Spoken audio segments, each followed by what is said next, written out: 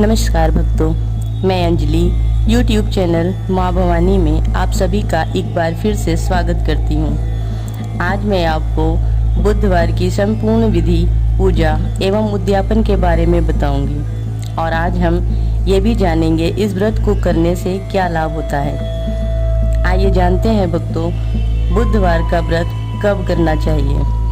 पौराणिक मान्यता के अनुसार बुधवार के व्रत का आरंभ विशाखा नक्षत्र युक्त बुधवार को करना चाहिए और इसके बाद लगातार 11 या 21 बुधवार तक व्रत करना चाहिए। इस व्रत को अगर विधि विधान से किया जाए तो व्रत करने वाले की सभी मनोकामनाएं पूर्ण होती हैं। गणेश जी का व्रत रखने से क्या लाभ होता है। गणेश जी की कृपा प्राप्त करने हेतु बुधवार व्रत करना चाहिए। इससे व्यापार व कार्य क्षेत्र में शीघ्र ही सफलता प्राप्त होती है। शुक्ल पक्ष के पहले बुधवार से बुधवार का व्रत करना शुभ माना जाता है। बुधवार के व्रत में क्या खाना चाहिए और क्या नहीं खाना चाहिए। बुधवार के व्रत में नमक खाने से परहेज करना चाहिए।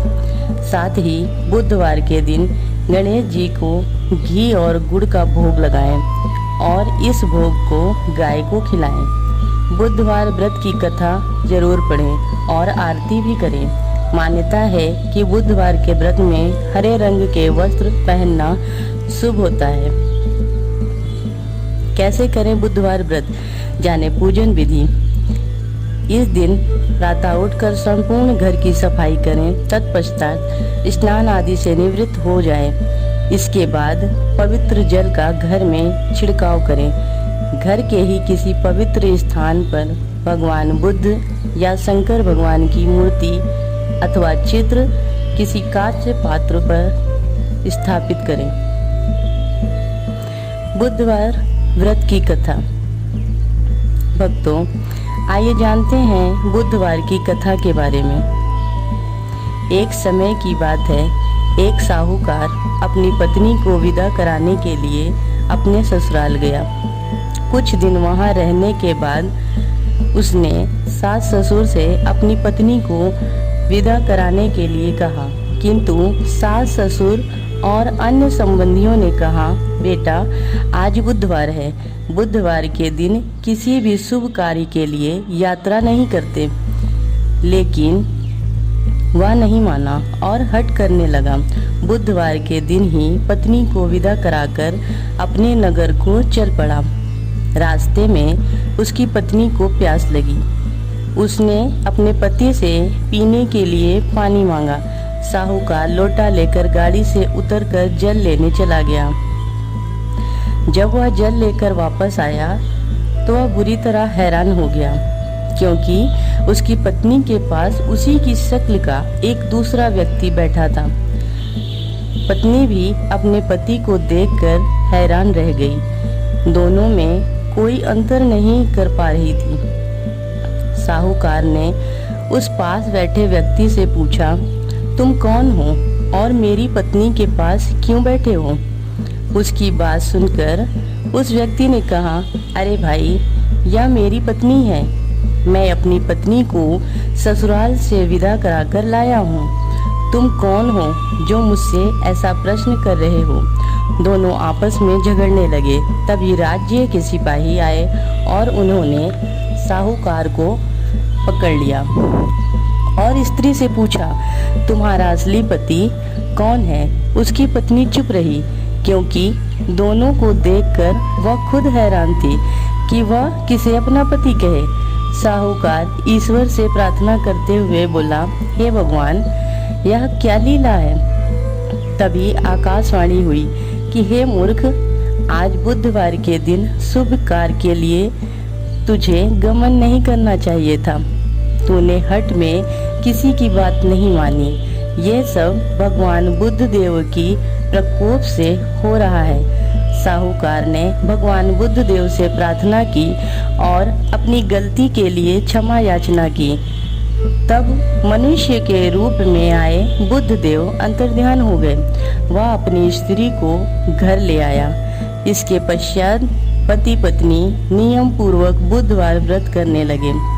जो व्यक्ति बुधवार की कथा सुनता है या पढ़ता है, उसको बुधवार को यात्रा करने का कोई दोष नहीं लगता और उसे सभी प्रकार की सुखों की प्राप्ति होती है।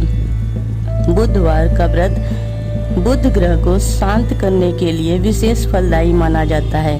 ज्ञान, कार्य, बुद्धि, व्यापार आदि में प्रगति के लिए बुधवार व्रत आदि फलदायी माना जाता है। बुधवार के दिन बुध देव के साथ भगवान गणेश जी की पूजा का भी विधान है।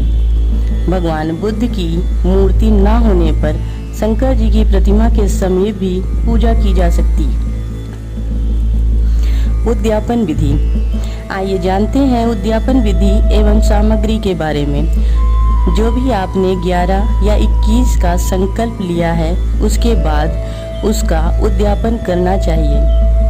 उद्यापन के लिए पूजा सामग्री: चावल, धूप, दीप, गंगाजल, फूल, लाल चंदन, गुड़, हरा वस्त्र, जनेऊ, रोली, गुलाल, मूंग की दाल का हलवा, जल पात्र, पंचामृत, पान, सुपारी, लौंग, इलायची, ऋतुफल, कपूर, हवन की सामग्री, हवन कुंड, आम की लकड़ी, 1 पैकेट हवन सामग्री। बुधवार के दिन सुबह उठकर स्नान आदि करके हरे रंग का वस्त्र धारण करें।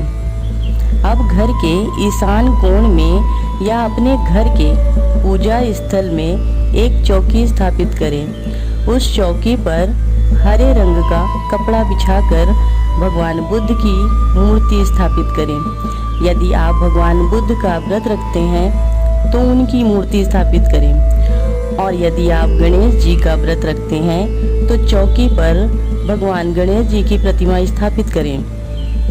यदि दोनों का व्रत रखते हैं तो दोनों की मूर्ति स्थापित करें। अब आसन पर बैठकर पूजा शुरू करें।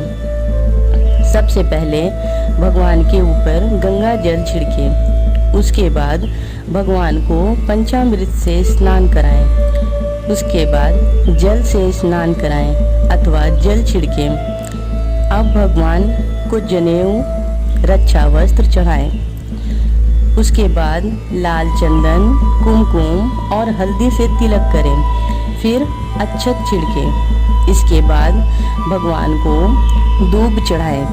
भक्तों, भगवान गणेश की पूजा में दूर्वा का विशेष महत्व होता है, इसलिए दूब चढ़ाना ना भूलें। फिर पुष्प चढ़ाएं। अब भगवान को पान का बीड़ा अर्पित करें। घी का दीपक जलाकर भगवान की आरती करें और धूप जलाएं। उसके बाद भगवान को भोग लगाएं। फिर बैठकर कथा का पाठ करें। इसके बाद हवन कुंड की पूजा करें। फिर हवन करें।